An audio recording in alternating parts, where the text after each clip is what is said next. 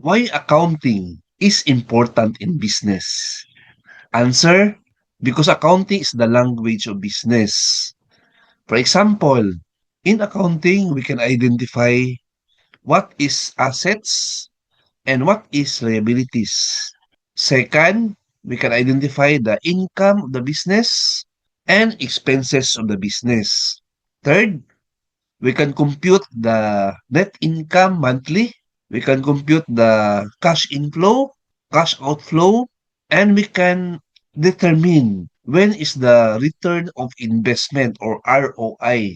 We can even determine the losses in the business or break even in the business. That's how important accounting is in the business.